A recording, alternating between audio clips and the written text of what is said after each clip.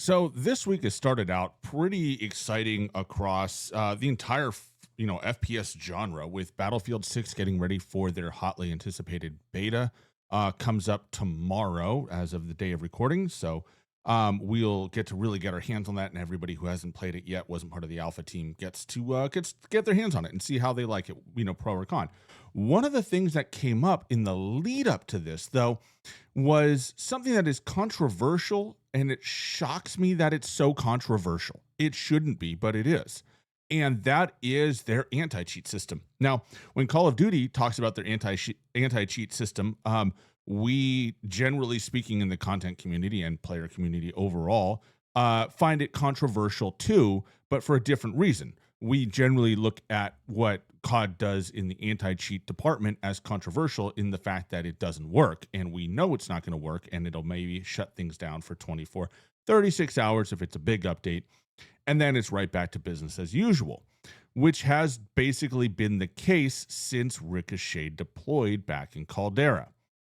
That being said, Battlefield announced that they were going to require secure boot and TPM on Windows machines. Now, if you're unfamiliar with that, it's basically a system that locks down the kernel and locks down the boot process of your machine and doesn't allow unsigned and basically unregistered software to load up at the early stages of your computer's booting up.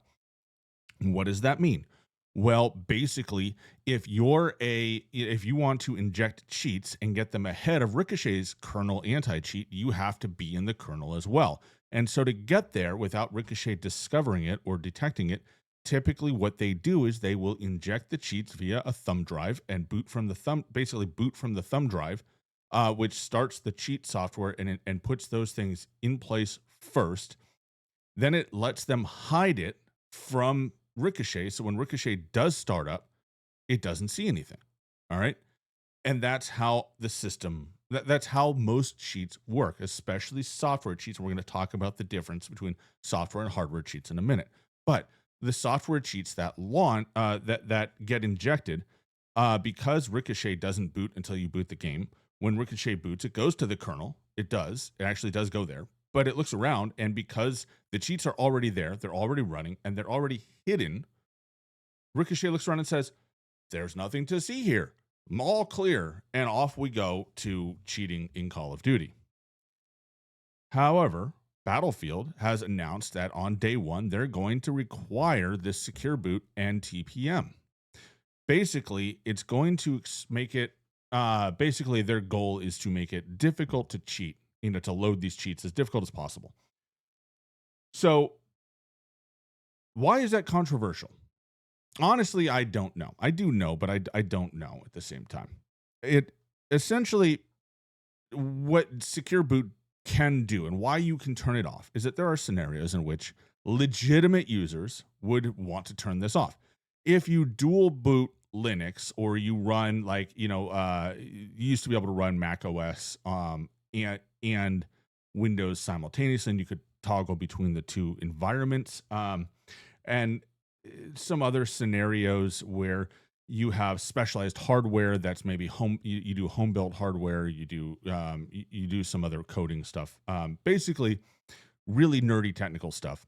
And a lot of that software, especially if it's experimental or you're running Linux, which is not Windows, right? It conflicts, right? Windows doesn't recognize that and doesn't authorize that software, rightfully, because it's experimental or it's not Windows, right? And so it would interfere with that. So you would have a legitimate reason to turn off TPM and turn off secure boot. So I get it. I do. I understand that there are scenarios that exist in which legitimate users, I want to be clear. These are legitimate users. They're legitimate use cases.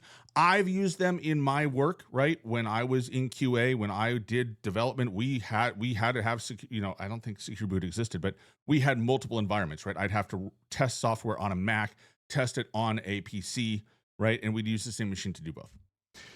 So these scenarios exist. I'm not saying they don't. I'm just saying that we shouldn't care as gamers. Like, we're past the point where we where we can like say no to these systems and make exceptions for the obscure use cases that are legitimate.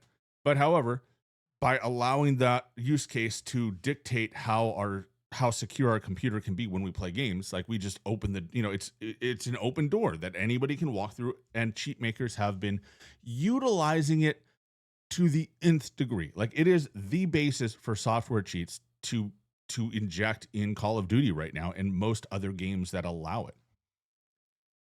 So, with that being said, it's generally positive news for the Battlefield anti-cheat, and the fact that it's controversial is somewhat ridiculous in my opinion.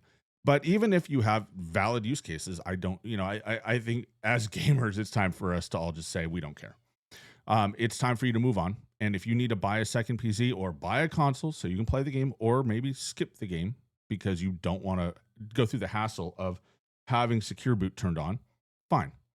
I'm not going to argue with that. Like it is what it is. We need every security measure we can get our hands on. So that being said, today we wake up and sure enough, Call of Duty has posted that protecting Call of Duty is Team Ricochet's highest priority.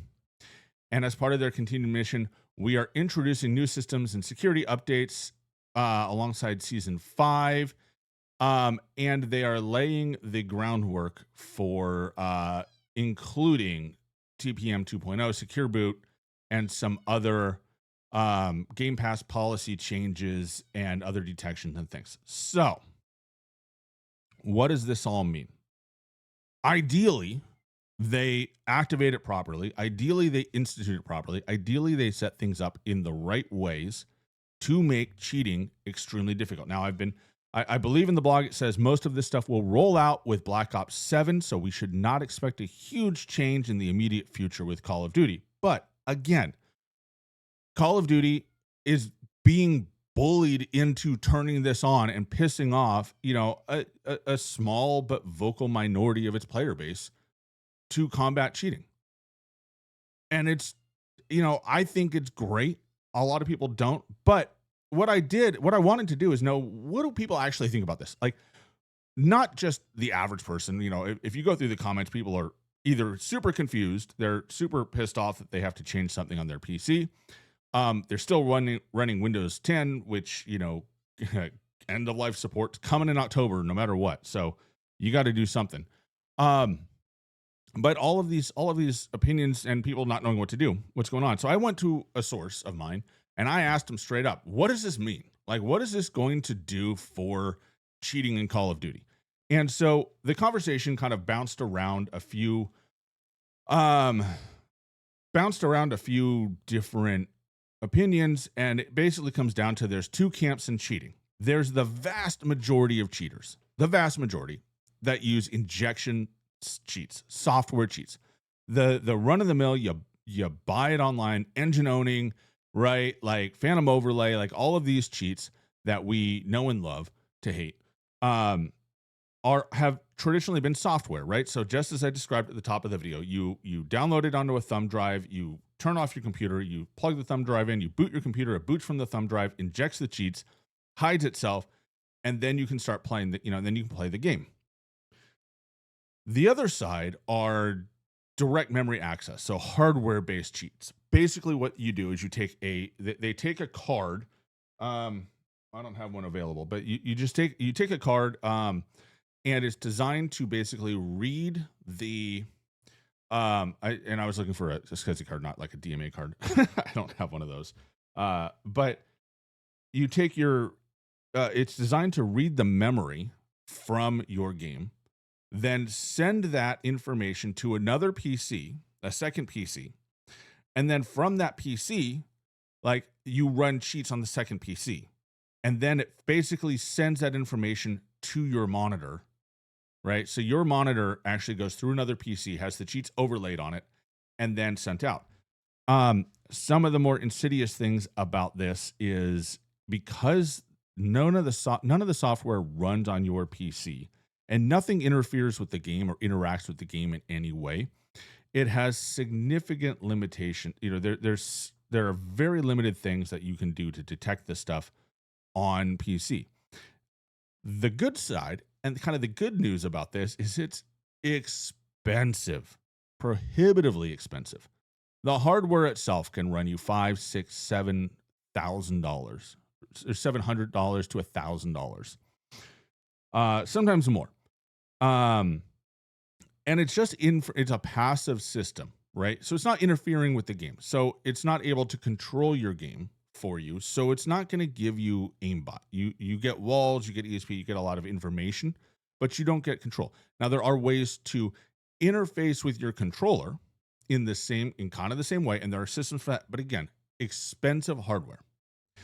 On top of that, the firmware needed to run the DMA card is, sketchy, and I don't mean sketchy in terms of like, oh, they might get hacked or you're going to have people running crypto scams off your PC. What I mean by sketchy is, it's unsigned and it's basically faking it, right? It's lying to the computer about what kind of card it is and what it does. And that makes it vulnerable, right? So there are vulnerabilities. They do have to do updates periodically as cheat developer or as anti-cheat developers, kind of catch on and start to like probe some of these things and find ways to query a card's validity. So they have to update the firmware and they have to keep up with it. And that's not cheap either. Right now, firmware cards, firmware updates for DMA cards can be $300, $400, $500 for an update, just to update the card. On top of that, you have to pay your monthly subscription for the cheat. So, you can you can be in it $2,000 in hardware plus $50, $60 a month for the cheat, plus periodically $300, $400 to update your firmware.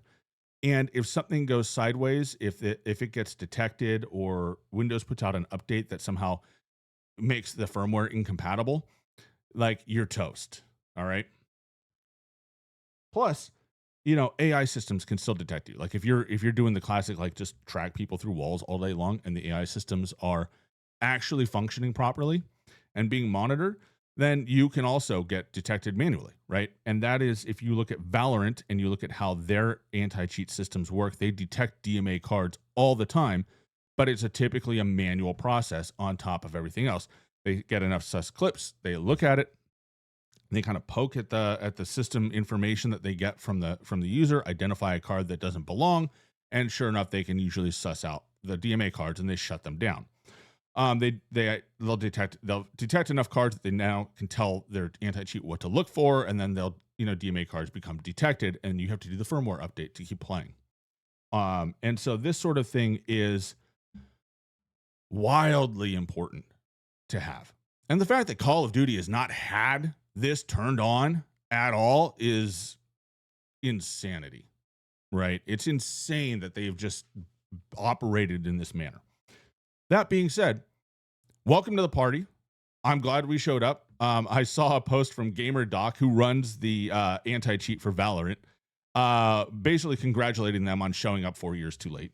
But we're, at the end of the day, we're excited we should be excited that this is going. And so, as I mentioned, I asked one of my contacts in the cheating world, hey, what are people talking about? What's going on with the cheat scenario right now? And basically, this was his response, right? He said the DMA gang is not concerned, right? As I said, DMA can get around this. It's expensive. It's technically much more challenging and much more difficult to do, but this isn't going to shut down DMA cards. However, as he says, when I said DMA, sure, but how about injections, the software cheats, the ones that we all know and love, right?